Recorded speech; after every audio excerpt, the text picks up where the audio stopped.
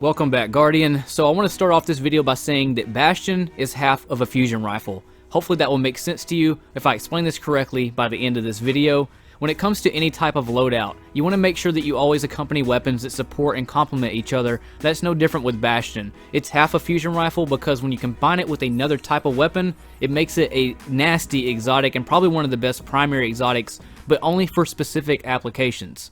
Let's go over the obvious first. So Saint's Fist shoots 3 slugs out. Kind of an obvious thing that if you shot the weapon, you know exactly what it does. To go over some damage numbers with Breakthrough, what that means is it does damage underneath an enemy shield, but it only does about 25% of that damage. Once you get the shield off, you do the full 100%, so it's good in match game activities, but just because match game is on, doesn't mean Bastion's going to be the best choice to be using. For an example, the Corrupted Nightfall has a ton of red bar, void shielded enemies, so you might think that, Bastion will just crush through everything, but that's not correct. Telesto will actually slay all over Bastion in that activity because of the ammo economy that Telesto has and because of all the void shielded enemies and just the properties of that weapon. So knowing how to load it out correctly is what I'm getting at. Just because match game's on doesn't mean Bastion's the gun to go to. So you get 14 meters of range. Outside that, the damage fall off is pretty drastic with Bastion. It's not horrible, but you really want to be in the wheelhouse to make Bastion shine the most. It'll crush through shielded enemies that have red bar shields and stuff like that, but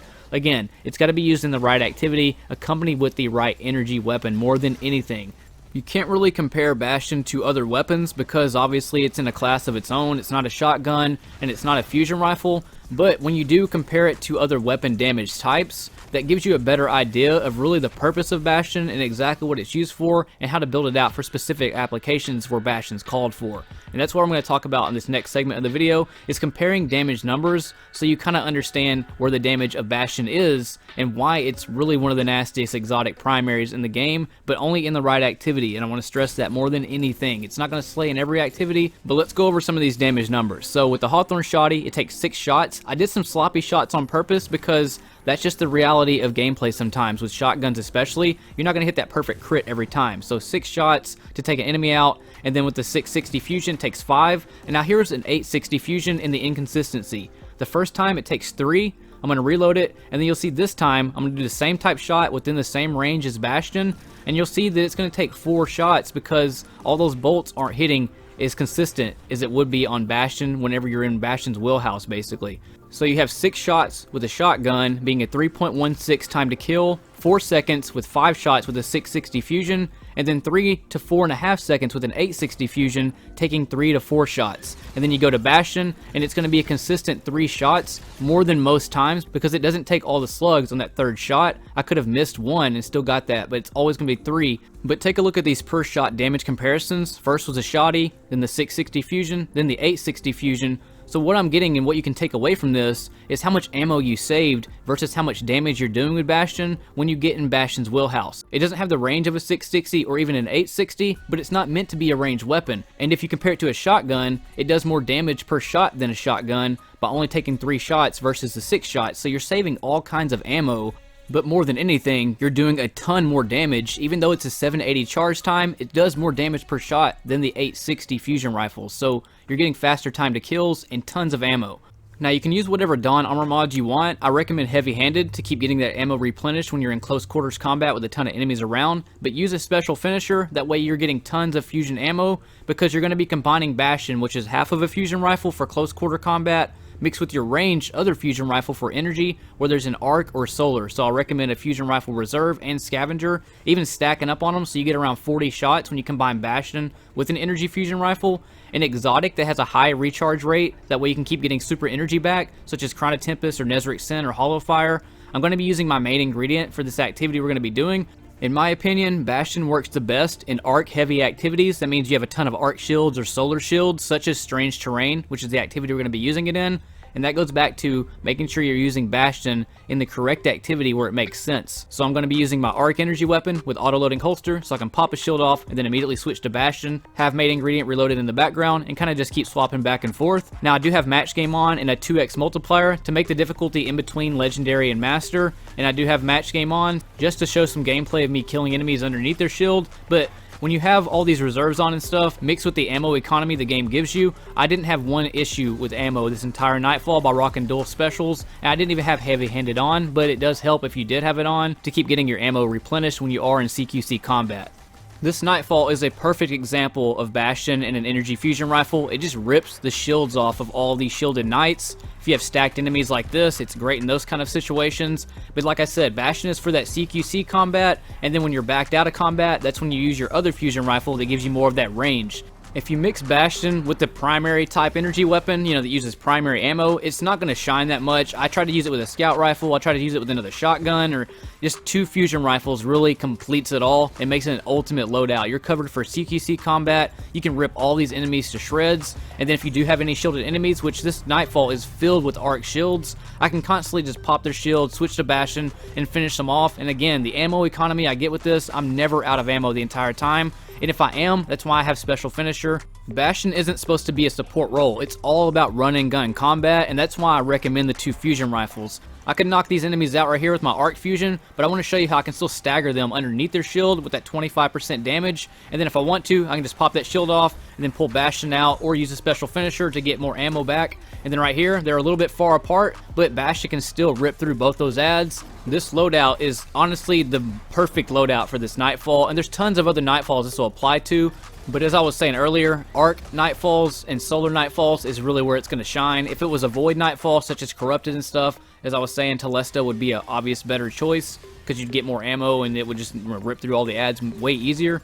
But I'm using a solar heavy weapon for the very few encounters that I do come across these solar shields, but I can still eat through the shield and do damage if I wanted to and save my solar. But either way, you're covered with this loadout. It's a perfect run and gun, but only when it applies. It's not going to be best for like everything in the entire game, but Bastion does have its purpose, and it is an ad clear machine. And if you're doing like things with anti-barrier or unstoppable, it's not going to benefit you that much in those activities unless you're just specifically designated to ad clear. I could yeet his shield off with the arc energy if I wanted to, but I wanted to show the gameplay of me eating his health off just underneath the shield.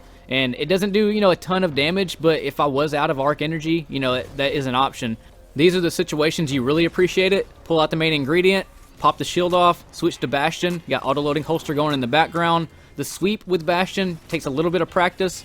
Here's Icarus Grip. I use Icarus Grip for this specific type situation, where I'm just doing short hops and dodging around targets and still remaining with all those bolts, similar to having Particle Repeater on.